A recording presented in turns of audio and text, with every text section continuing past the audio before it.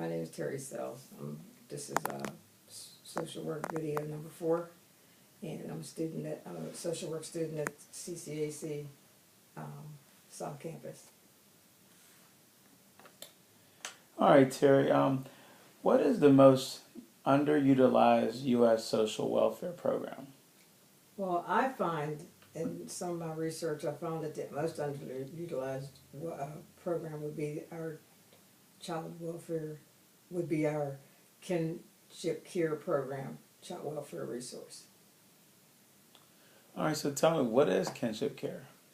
Well, it's not only our nation's most valuable resource for children whose parents cannot successfully parent, but is less expensive and more effective resource for children than in traditional foster care. Are there any other underutilized U.S. social welfare programs that you can think of?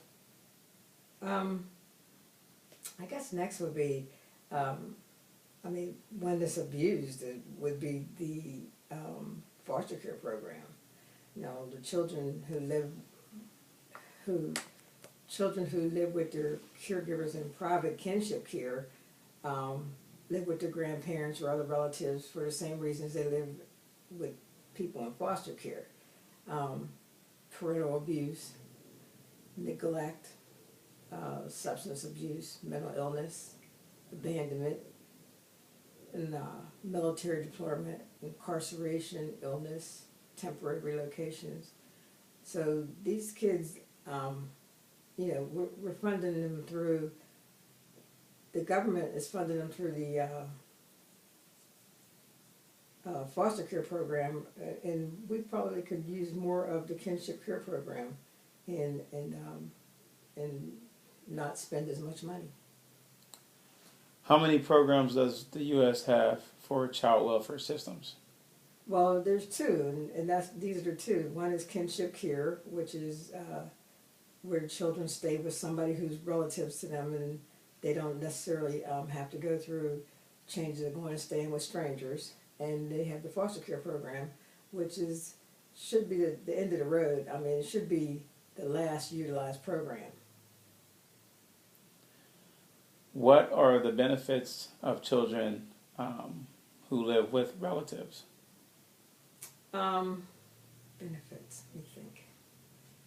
Benefits: children who live with their grandparents and relatives often achieve more permanency.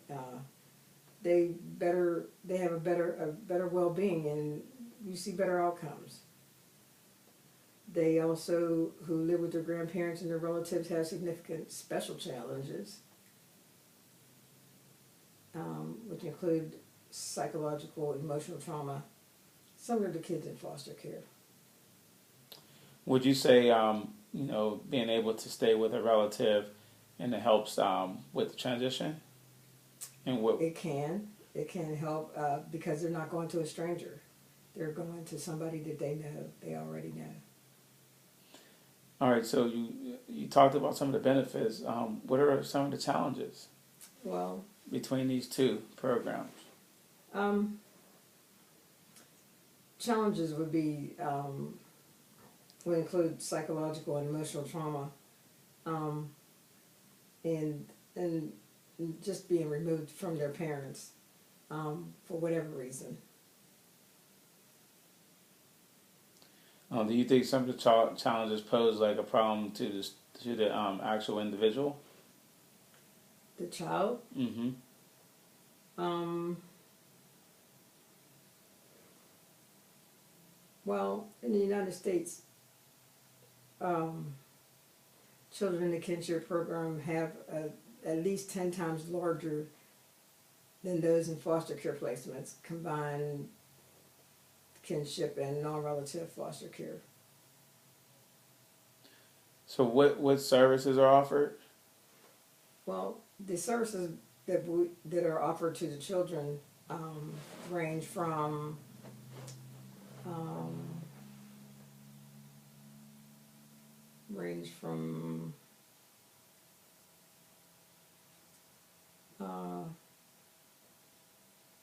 it depends on what the situation is.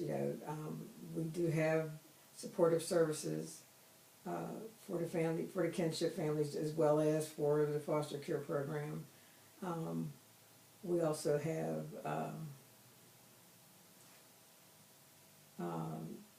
voluntary placements with Ken, temporary and voluntary placements with Ken. We're in the foster care program, and they asked that they try to set up for permanency planning. What do the studies show? Studies show that the children do better in the kinship care program than they do in the foster care program.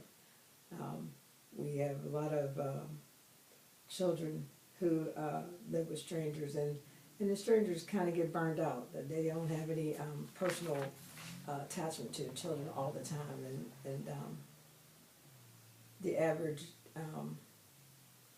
the average foster parent is around 56 years of age. It's kind of too old, or it's getting borderline too old to be taking in children. Well, I want to thank you for taking time out of your schedule, to meet and discuss some of these questions with me today. It was definitely an eye opener to some of the responses and some of the things that we covered. It was definitely a learning curve, and I really appreciate that. Thank you.